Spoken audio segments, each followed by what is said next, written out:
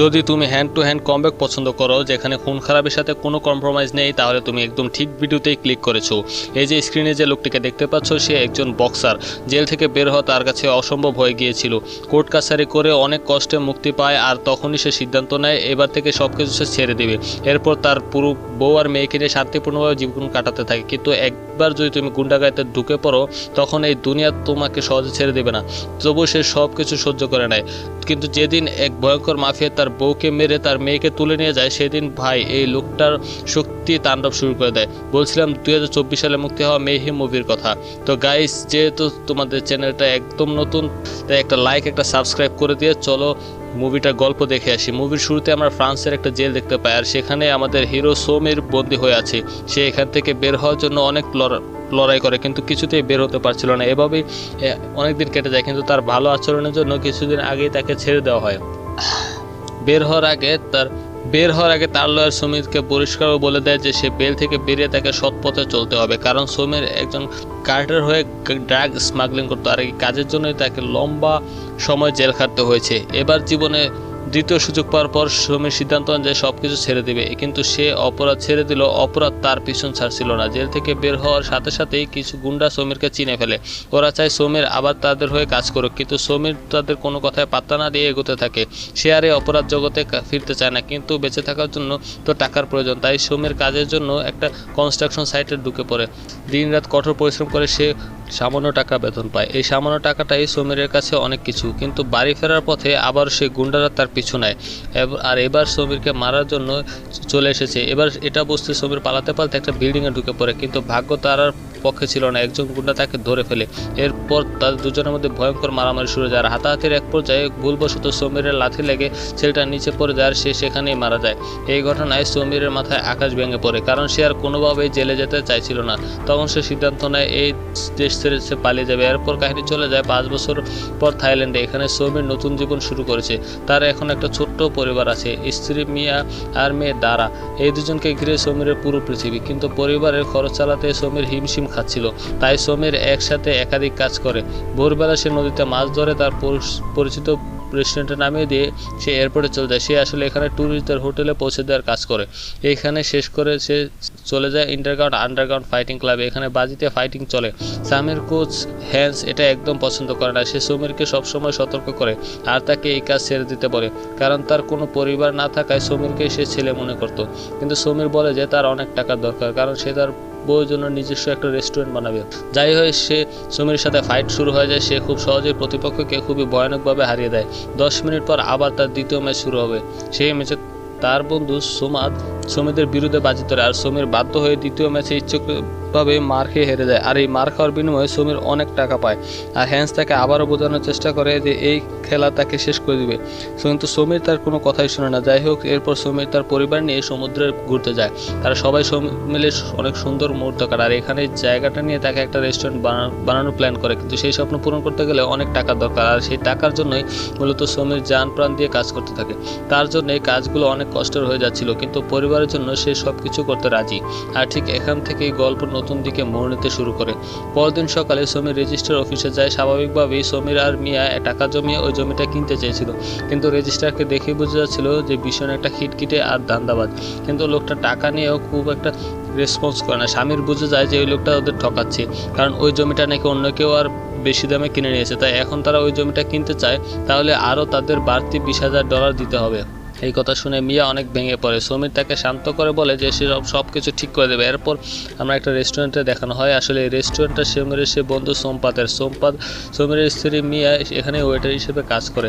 এদিকে সমীর সিদ্ধান্ত নেয় এই জমির ব্যাপারে সে খোঁজ নেবে, যার জন্য সে যায় সোমাদের কাছে। সোমাদ আসলে আগে ছোটোখাটো গুন্ডা ছিল, তাই আন্ডারগ্রাউন্ডের অনেক খবরই তার জানা। সমীর পুরো ঘটনা খুলে বলতেই সমীর চমকে যায়, কারণ ওই জমিটা অনেক বেশি দাম দিয়ে নারুন নামের একটা লোক কিনে নিয়েছিল। সোমপাদ তাকে সাবধান করে দিয়ে বলে এই জমি থেকে দূরে থাকাই ভালো, কারণ নারন কোনো সাধারণ লোক নয়, সে একজন ভয়ঙ্কর মাফিয়া। কিন্তু সমীর যেভাবেই হোক সেই জমিটা নিতে চাচ্ছিল। তাই কয়েকদিন পর সমীর সোমবাদকে নিয়ে তার নরনের সাথে দেখা করতে যায়। নরনকে দেখি সমীর অনেক অবাক হয়ে যায়, কারণ সেও তার মতোই একজন রিফিউজি। সে এখন থাইল্যান্ডে থাকে আর এখান থেকে ড্রাগ আর মেয়েদের সাপ্লাই করে। যাই হোক, সামির বলে সে ওই জায়গাটা কিনতে চায়। তখন নারন ঠান্ডা গলায় বলে যদি জমি পেতে হলে সমীরকে $30,000 দিতে হবে, নয়তো তার জন্য একটা কাজ করতে হবে। এই কথা শুনে সমীর কনফিউজড হয়ে যায়। নারায়ণ তখন ব্যাপারটা পরিষ্কার করে বলে যে সে জানে সমীর এয়ারপোর্টে ব্যাগ হ্যান্ডেলিং এর কাজ করে, আর তাই সে এই কাজটা ভালোভাবে করতে পারবে। কাজটা খুবই সিম্পল, একটা ড্রাগওয়ালা ব্যাগ সিকিউরিটি চেক পাস করে দিতে হবে। এই কথা শুনে সমীর না করে দেয়, কারণ এমন জঘন্য কাজ সে করতে পারবে না, আর তাছাড়া কাজটা ভীষণ রিস্কি। কিন্তু সমীর কিছু বলার আগে নারায়ণ তাকে হুমকি দেয় যে তার ফ্রেন্ডসি করা মার্ডার সে কথা জানে, যদি তার কথা না করে তাহলে তাকে পুলিশে ধরিয়ে দেবে। এই কথা শুনে সমীর পায়ের নিচে মাটি সরে যায়। সে সেদিন বাড়ি ফিরে আসে আর সে বুঝতে পারে এই কাজটি তাকে করতেই হবে। শেষ পর্যন্ত সমীর নারায়ণের ডিলটা অ্যাকসেপ্ট করে নেয়। নারায়ণ তাকে একটা ব্রিফকেস দিয়ে বলে এই কেসটাই সিকিউরিটি চেক পাস করে এই লোকটার হাতে তুলে দিতে হবে। ফোনের ভিতর 1000টা বয় নিয়ে সমীর ব্রিফকেস নিয়ে এয়ারপোর্টে চলে যায়। সেখানে সিকিউরিটি গার্ড তাকে চেনে, তাই খুব সহজেই ভিতরে ঢুকতে দেয়। কিন্তু ব্যাগটা লোকটার কাছে দেওয়ার আগে ঘটনা পুরোপুরি উঠে যায়। চারপাশ থেকে সিকিউরিটি টিমের একটা স্কোয়াড ডগে সে এগিয়ে আসে আর সেই লোকটাকে ধরে মারধর করতে থাকে। কুটাও সাথে সাথে ড্রাগসের গন্ধ পেয়ে সমীর দিকে জোরে জোরে ঘেউ করে। সমীর বুঝে যায় তাকে ফাঁদে ফেলানো হয়েছে। সে আর কোনো কিছুই না ভেবে যান বাঁচাতে দৌড়াতে থাকে। তাকে দৌড়াতে দেখে সিকিউরিটি গার্ডরা তাকে ধাওয়া করতে থাকে। পালানোর সময় সমীরের মাথায় একটা ভয় ঢুকে যায়, কারণ এয়ারপোর্টে পুলিশ যে কোনো সময় তাকে তার পরিবারের কাছে পৌঁছে যেতে পারে। সে কোনো রকমে তাদের চোখ ফাঁকি দিয়ে বাড়ির দিকে দৌড়াতে থাকে। বাইরে ভাই, এরপর এই সাধারণ মুভিটা এমনভাবে মোড় ঘুরিয়ে দেয় যেটা দেখে আপনি শক হয়ে যাবেন। যাই হোক, সে বাড়িতে গিয়ে সবাইকে রেডি হতে বলে, কারণ এখানে আর 1 সেকেন্ডও থাকা যাবে না। সে সবাইকে নিয়ে দরজা খুলতেই থমকে যায়, কারণ ততক্ষণে নারায়ণের লোকজন সেখানে পৌঁছে গেছে। তাদের এখনই একটাই উদ্দেশ্য, সমীর আর তার পুরো পরিবারকে এই পৃথিবী থেকে মুছে ফেলা। সমীর বুঝতে পারে তার সাথে জঘন্য কিছু হতে যাচ্ছে, তাই সে পরিবারকে বাঁচানোর জন্য ওই সবাইকে মারতে থাকে। কিন্তু গুন্ডার সংখ্যা এত বেশি ছিল যে খুব সহজেই তাকে সমীরকে মারাত্মকভাবে আহত করে ফেলে। এই দৃশ্য মিয়া সহ্য করতে পারে না। সে নিজেও স্বামীকে বাঁচাতে ঝাঁপিয়ে পড়ে, আর এই সাহসটাই তার জীবনের সবচেয়ে বড় ভুল। গুন্ডারা সমীরের সামনে মেয়ের গলাকে হত্যা করে দেয়। এই দৃশ্য দেখে মুহূর্তেই সমীরের পুরো পৃথিবী ওলটপালট হয়ে যায়, কারণ তার একটা ভুল সিদ্ধান্তে পুরো পরিবার ধ্বংস হয়ে গেল। এরপর সব মুছে ফেলার জন্য ঘরে তেল ঢেলে আগুন লাগিয়ে দেয়, কিন্তু তারা জানতো না সমীর এখনো বেঁচে আছে। সবাই চলে গেলে সমীরকে সেখান থেকে বাঁচিয়ে আনে তার সেই গুরু হাফস। সে তাকে তার বাড়িতে এনে পুরো চিকিৎসা পদ্ধতিতে সমীরের ক্ষত সারাতে শুরু করে। কয়েকদিন পর সমীরের জ্ঞান ফিরে আসলে সে মিয়ার ছায়া দেখতে শুরু করে, আর সেই শোকে শোকে খাওয়া দাওয়া বন্ধ করে দেয়। আজ তাকে বলে তার মেয়ে দারাকে বাঁচাতে হলে তাকে খেয়ে বেঁচে থাকতে হবে।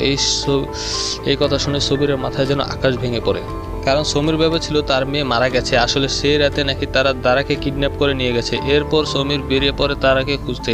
প্রথমে সে যায় তার বন্ধু সম্পাদের কাছে। সমীরকে জীবিত দেখে সম্পাদ অনেক খুশি হয়ে যায়। সম্পাদ তাকে জানে নারায়ণ আসলে ব্যাংকক থেকে পুরো অপারেশনটা চালায়, আর তাই তার কাছে পৌঁছানো প্রায় অসম্ভব।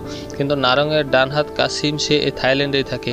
তবে তার পরামর্শ হচ্ছে সমীর যেন গায়েব হয়ে যায়, কারণ সবার চোখে সে এখন মৃত, আর যদি পুলিশ জানতে পারে সে এখনো বেঁচে আছে তাহলে তাকে আবারও জেলে যেতে হবে। এরপর সমীর চলে যায় সেই সমুদ্রের তীরে যেখানে মিয়া রেস্টুরেন্ট বানানোর স্বপ্ন দেখেছিল। এই সব স্মৃতি মনে পড়তেই সমীরের বুকের ভেতরে প্রতিশোধের আগুন দাও দাও করে জ্বলে ওঠে। এবার সে নেমে পড়ে এক ভয়ঙ্কর প্রতিশোধের নেশায়। কাসিমকে খুঁজে বের করতে সে পুরো শহরে চিরুনি তল্লাশি শুরু করে, আর এক পর্যায়ে সে জানতে পারে কাসিম কোথায় থাকে। সে লুকিয়ে লুকিয়ে সেখানে গিয়ে দেখে কাসিমের বাড়িতে আরেকটা বড় পার্টি হচ্ছে। অনেক সতর্কের সাথে সে বাড়িতে ঢুকে পড়ে, আর একটা ঘরের ভিতরে তাকালে সে দেখতে পায় কয়েকজন গুন্ডা আর একটা মেয়ে। সেই মেয়েকে দেখে সমীরের মাথা গরম হয়ে যায়, কারণ এই মেয়েটাও তার ওয়াইফকে হত্যা করার সময় সেখানে ছিল। এক মুহূর্ত দেরি না করে সে গুন্ডাদের উপর ঝাঁপিয়ে পড়ে, আর খুবই ভয়ঙ্করভাবে সে একে একে সবাইকে ছুরি মারতে থাকে। সেই মেয়েটাকেও খুবই ভয়ঙ্করভাবে মেরে ফেলে। সে এক এক করে সবাইকে মারতে মারতে এগিয়ে যায়। সমীরকে হঠাৎ জীবিত দেখে কাসিম রীতিমতো শক খেয়ে যায়। এরপর শুরু হয়ে যায় তার সাথে এক ভয়ঙ্কর মারামারি। কিন্তু আর যে সমীর আর আগে সমীর নেই, সে খুব সহজেই কাসিমকে কাবু করে ফেলে। তাকে মারতে যাবে তখন ঠিক কাসিম বলে তার মেয়ে দারা এখনও জীবিত রয়েছে। এই কথা শোনার সাথে সাথে কাসিমকে সে মেরে ফেলে, কিন্তু এতে সমীরের সমস্যায় পড়ে যায়, কারণ নারায়ণের কাছে পৌঁছানোর সবগুলো এখানেই শেষ হয়ে গেছে। তাই সমীর সে পার্টি থাকা সব মেয়েদের ভয় দেখাতে একটা মেয়ে বলে কারণ নাকি থাইল্যান্ড থেকে মেয়েদের কিডন্যাপ করে ব্যাংককে নিয়ে যায়। এই তথ্য পাওয়ার পর সমীর বুঝে যায় এবার তাকে ব্যাংককে যেতে হবে। কিন্তু হান্স এই সিদ্ধান্তে রাজি না, কারণ সে জানে ব্যাংককে গেলে সমীর আর বেঁচে ফিরবে না। কিন্তু সমীর বলে যে সে যে করে হোক তারাকে নিয়ে আসবে। এই কথা শুনে হান্স সিদ্ধান্ত নেয় সমীরের সাথে সেও যাবে, কারণ বৃদ্ধ হান্সের ছেলে বহু বছর আগে মারা গেছে, আর এতদিনে হান্স সমীরকে নিজের ছেলের মতোই দেখে এসেছে। এরপর বাবা ছেলে রেডিও রেডি হয়ে তারা প্রথমে সোমপাদের কাছে যায়। তারা ভেবেছিল এই বিপদে তাদের সাথে যাবে, কিন্তু তারা গিয়ে দেখে সোমপাদ রেস্টুরেন্ট বন্ধ করে সব কিছু নিয়ে এই শহর ছেড়ে চলে যাচ্ছে। তাই এবার সমীর আর হান্স একাই বেরিয়ে পড়ে ব্যাংককের উদ্দেশ্যে। ব্যাংককে পৌঁছে সমীর একটা খারাপ ক্লাবে ঢুকে পড়ে আর এক মহিলাকে নারঙের ব্যাপারে জিজ্ঞাসা করে। ভয় পেয়ে সেই মহিলা একটা ঠিকানা দিলে সে তথ্য ধরে সমীর পৌঁছে যায় সেই ক্লাবে যেখানে নারং মেয়েদের সাপ্লাই দেয়। সেই ক্লাবের সব মেয়েদের ডেকে পাঠায়, কিন্তু তাদের মধ্যে তারাকে না পেয়ে তাদের সমীর অনেক রেগে সেই মডেল কিংকে মারতে যায়, কিন্তু সেখানে আবার শুরু হয়ে যায় এক ভয়ঙ্কর মারামারি। আর সমীর অনর্বর ছিল, একটার পর একটা গুন্ডাকে সে নির্মমভাবে মারতে থাকে। এসব দেখে সেই মহিলা প্রচণ্ডভাবে ভয় পেয়ে যায় আর নিজের প্রাণ বাঁচাতে নারঙের ঠিকানা দিয়ে দেয়। নারায়ণ আসলে সমুদ্র ধারে একটা ওয়্যার হাউসে থাকে আর সেখান থেকে এই পুরো কারবারটা সে চালায়।